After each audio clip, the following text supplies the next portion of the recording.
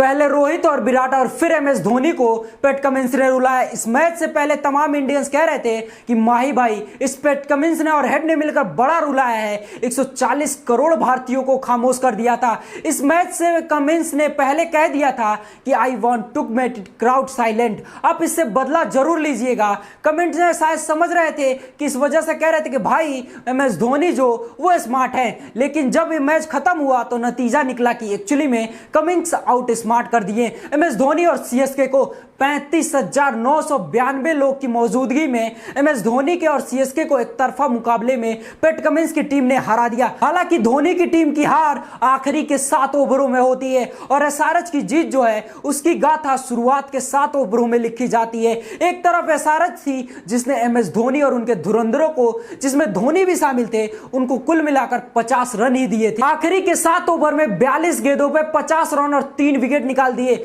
और वहीं से शायद मैच तय हो चुका था कि 165 रन बनाकर आप मैच जीत नहीं सकते हैं, खास तौर पर एसआरएच के सामने, क्योंकि जब एसआरएच बल्लेबाजी करने आई तो उसने बताया ऋतुराज की टीम को, धोनी की टीम को, कि पावर प्ले में बल्लेबाजी कैसे की जाती है। 6 ओवर में 78 रन, 1 विकेट, आउट स्मार्ट, एक तरफा पावर प्ले में मैच खत्म। इस मैच में पथिराना और मुस्तफिजुर रहमान नहीं खेल रहे थे और शायद यही वजह थी सीएसके की किस्मत जो है वो चारों खाने चित हो गई थी। सीएसके इस मैच में कहीं नजर नहीं आ रही थी, लेकिन एसआरएच इस मैच में रहम के मूड में नहीं थी और इसी वजह से 3 ओवर 3 गेंद में 50 रन ठोक दिए। लेकिन 3 ओवर 3 गेंद इस पिच पर, जिस पर लोग कह रहे थे कि यहां पर बल्ले पे बॉल आ ही नहीं रही है, जिस पर जडेजा संघर्ष कर रहे हैं, जिस पर ऋतुराज संघर्ष कर रहे थे, जिस पर मिचेल भी रन नहीं बना पा रहे थे, रहाणे संघर्ष कर रहे थे, बाकी बल्लेबाज जो है वो इन एंड आउट चल रहे थे। मैच में पहले पैट कमिंस ने कहा था कि I want to see an aggressive start from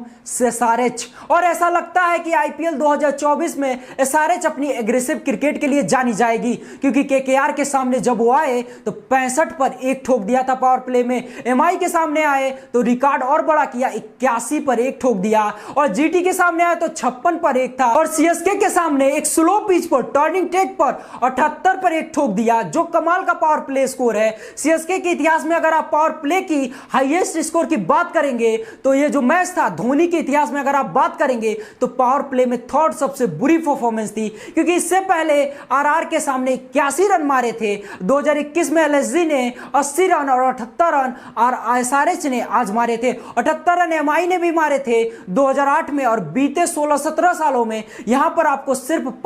4 से 5 मौके नजर आएंगे जहां पर धोनी की टीम आउट स्मार्ट हो जाती है सामने वाली टीम के साथ। लेकिन इस मैच में मेरे हिसाब से हीरो थे अभिषेक आते हैं, अभिषेक छाते हैं, 12 बॉलों पर 37 रन, 3 चौके 4 छक्के, और पूरा वो जो क्राउड है उनके लिए तालियां बजाता है। खास तौर पर मुकेश चौधरी के ओवर में जो मार मारी गई वो मार हमने नहीं देखी। वो पहली बॉल पे चौका, वो दूसरी बॉल डॉट, तीसरी बॉल छक्का, फिर डॉट, फिर छक्का, 9 बॉल थी, फिर छक्का, फिर चौका, 1 ओवर में 27 रन। शायद मुकेश चौधरी इस रात को भूलने वाले नहीं है, लेकिन अभिषेक को आप मत भूलिएगा, क्योंकि अभिषेक लगातार परफॉर्म कर रहे हैं। 4 मैचों में 161 रन, 40 का उनका एवरेज है, स्ट्राइक रेट